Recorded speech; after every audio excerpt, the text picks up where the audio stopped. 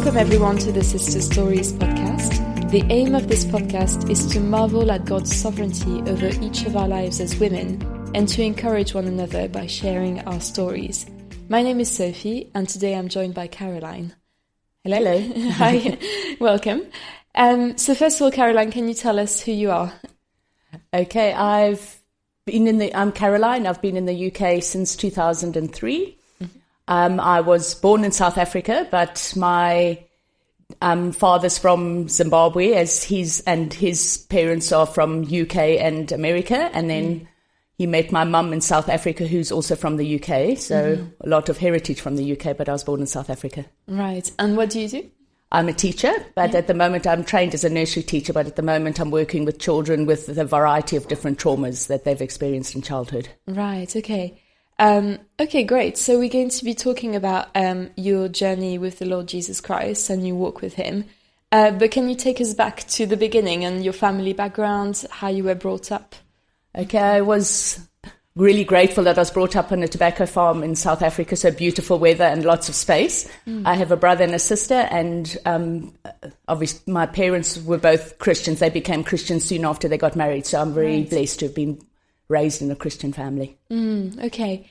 Are your brothers and sisters, your brother and sister older or younger than you? I have an older sister who lives on a dairy farm near Cape Town, a dairy and apple farm, and then a younger brother who lives in Abu Dhabi. But we sort of quite close in age because all three were. My sister was 3.5 when my younger brother was born, so we're very close in age. Right. Okay. Wow. And so you were brought up going to church, and can you tell us a little bit about that experience? What that was like? What your church was like? Yes, where we grew up was quite an Afrikaans area, and there was one little Anglican church that everyone sort of went to. So it was sort of a family day. So it was a bring and share every second Sunday, and we used to spend the whole day at church, and it took about nearly an hour to drive to church, but it was all about meeting up, and everyone felt like family, which was amazing. So Cornerstone must feel quite similar. Yes, that's why I think I really settled quickly into Cornerstone, yes. Ah, that's great. I wonder, were you taught in the Sunday school as well? What kind of teaching did you receive? Yes, we had a really lovely Sunday school. There were some permanent Sunday school teachers, and then there was parents used to take turns as well, and then we had a few local Christian camps we could go on, which were really lovely. And also at school, it was just Christianity was taught, so it was quite a Christian base at school as well. Okay. What was your understanding of the Christian faith at the time? Maybe if you remember, would you say you were a committed Christian by then already when you were quite young? Or yes, I can't actually remember a time not being a Christian, and because obviously having parents that led by example and showed the love of God through what they did with others. And we always had an open door at home. So that's another reason Cornerstone's really lovely. We had maybe a few people visiting, and then before you know it, you got sort of 10 for dinner, and somehow we always, had enough, which was amazing. Oh, that's great. Yeah. So what about your understanding of the gospel as a child? What would you say? There were quite a few people that influenced, as well as my parents, that you could see the love of God through them. Yeah. And obviously you wanted to know more and more. So then obviously went on different courses and just to find out more about the Lord. And obviously there's times you feel closer to him as well. Yeah. But it's also to draw near to him when you're not obviously going through a tough time. Yeah, okay. Could you tell us a little bit about how your understanding of the gospel has matured over the years? So you talked about God's love for you being modelled by other people. But can we expand a little bit on that? And I can also explain, obviously being on the farm, my dad, there were Mozambican refugees that used to come through the Kruger National Park.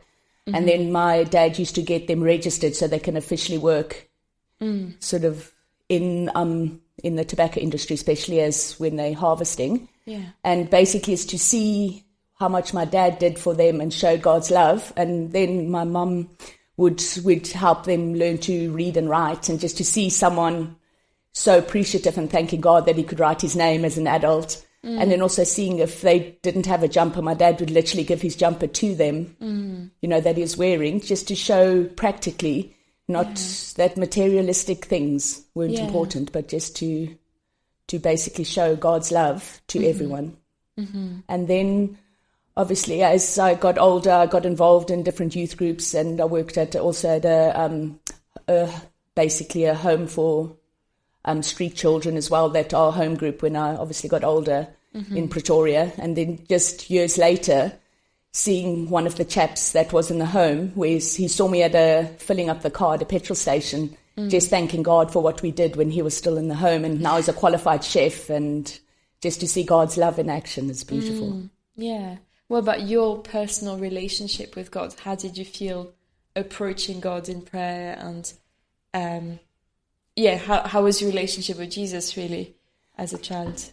I felt the more you spent time, the more you learned, the more you wanted to know. And then obviously started reading more books. And then I've been in Bible-based churches, which is amazing. I've been in quite a few. Yeah. And just that they are profound. Or if you go into church, you feel immediately, if you're not led, if it's not the right place, or you feel at home immediately. But it's also being in churches that challenge you and having people that say what you need to hear, not what you want to hear. That's also over the years has helped me grow and learn more about myself and more about God as well. So you said your parents were playing quite a big role, obviously in that, in sharing the gospel with you.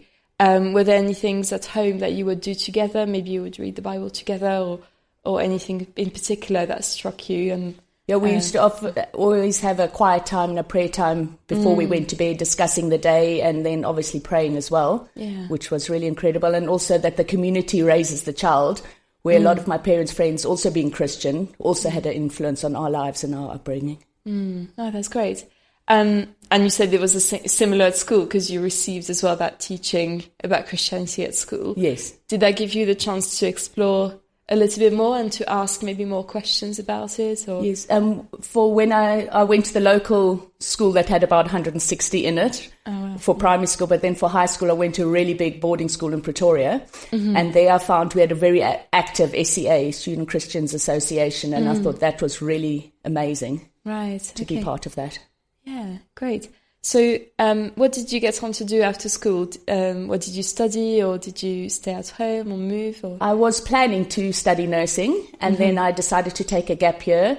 And my parents were then working for a Swiss lady managing a game farm, and she had an estate in Switzerland that she asked me to go and house it for a few months. So I did that. And then a friend of mine's mum's friend had a Montessori nursery, which I really loved. So I ended up just sort of studying nursery, sort of 2 to 6 year old. So that's where the teaching started. Right. And you worked in that nursery as well, or? Yes, I worked in a nursery in South Africa. Yeah. And then I came to UK in 2003 because I had a British passport. I thought I'd just come over for a change of scenery in 2003. And then while I was looking for teaching jobs, I thought I'd nanny for a month or two. And it was such a lovely family. I was with them for 5.5 years. And then I started studying more special needs because I had a lot of spare time. And then I realized I was sort of called to work with children that had special needs. Right, okay. So that was about 20 years ago, is that? Or 21 yes, more or less, years ago? Yeah, more or less. Okay. Let's just carry on with the story then. So what did you feel like when you arrived in the UK? It was actually quite easygoing. I stayed with friends for a couple of months till I found a job. And then it was really quite easy going because you sort of met friends and then friends of friends, and before you knew it, you had a circle of friends. And the church I was at in South Africa knew someone who planted a church in London, so that made it easier to go straight into a church as well. Yeah, so you arrived around here or somewhere else in London? No, I lived in Victoria for 5 years in centre, which was quite lovely, coming to UK and living I could walk anywhere in central London, so that was really nice. Really a blessing. Yeah, and so you found the church straight away through that contact? Yes. As well. Yeah, okay, great. I wonder what...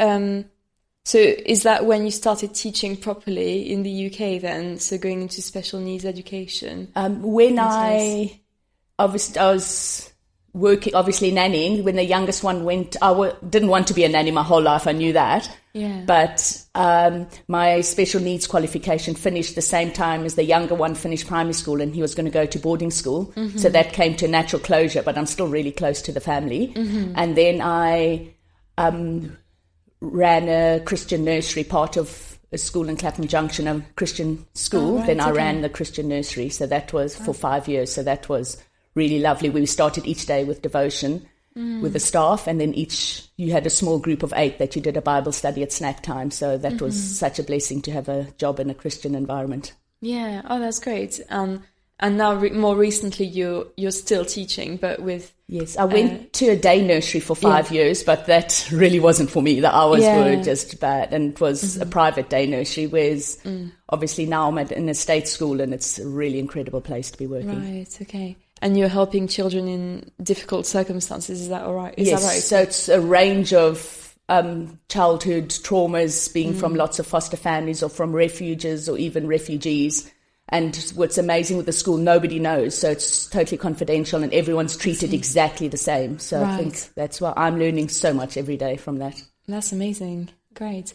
So we've talked quite a bit about what you've done, but I wonder what your relationship with the Lord has been like throughout the years, and how maybe it's evolved from childhood to now, and what He's taught you, how you've grown in your faith, really.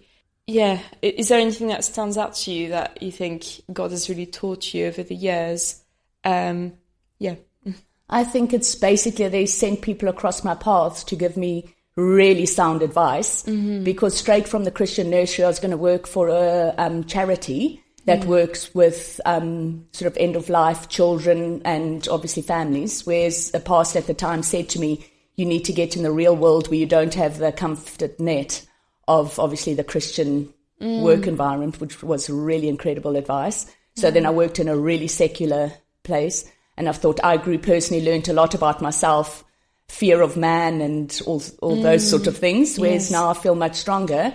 And it was through someone at Cornerstone that I got the new job, because I changed churches, came to Cornerstone, but I was still working, and then I moved to Surbiton. I was still working in Earlsfield. And then someone just said they got my number from someone else at church. At her child's school, there's a job that she feels would be perfect for me. And then I went for the interview, and on the way home, I was praying about it. And then the principal actually offered me the job on the way home. So I hadn't even walked home yet.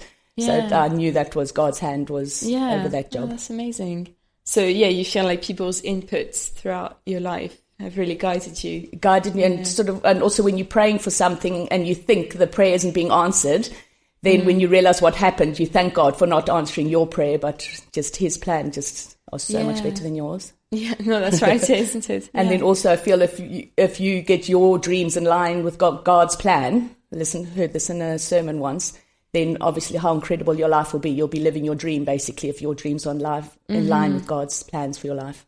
Yeah, that's right. And sometimes it's difficult, isn't it? Because we might think we know better than God actually, but then He readjusts everything for us, and then you realize actually that's even better, because it's what's meant to happen really, and what He's decided for us.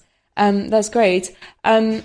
I just wonder maybe more recently if there's anything else that God has taught you in the recent years. Or I think basically working with children that have had traumas, that no 2 days are the same, and that you can't do it in your own strength. That each morning you have to give to God and basically say, this is your day, what should I do? Because obviously when you try and do it in your own strength, you burn out really quickly. Yeah, that's right. And I'm sure you can also see how beneficial it is for you to be in that situation with all the experience you've gathered over the years to help these children. And as you say, in such difficult circumstances that they have, and to come and help them and support them. Yes, and then when you see progress, it's just so rewarding to see God's hand in their life, which is really lovely. Yeah, that's great. What advice would you give to younger Christians if you had to? I would say basically getting involved in church, and also because I'm involved in children's work, and then there's a Cornerstone Kids child at school, just to see what seeds that are planted at church, and obviously in a Christian home as well. Then you see them evangelize at school, which could be quite scary, but they just step out in confidence, just sharing who Jesus really is. Because as a teacher, you can't say too much. You have to always start with the phrase, Christians believe.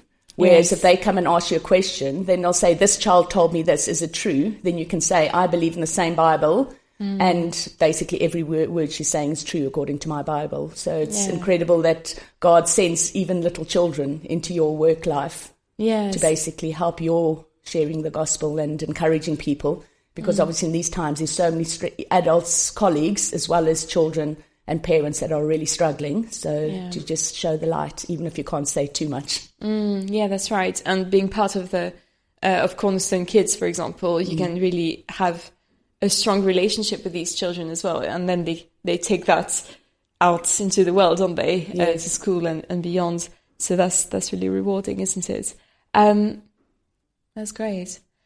Great. Thank you so much, Caroline, for sharing your story with us. I think we can really see how God has used so many different people around you to encourage you, to point you in the direction He wanted you to go, or just to grow your faith, really. So that's really encouraging, actually. Thank you so much for sharing your story with us. And thanks, everyone, for listening. That's all for today's episode of Sister Stories, but join us again next time.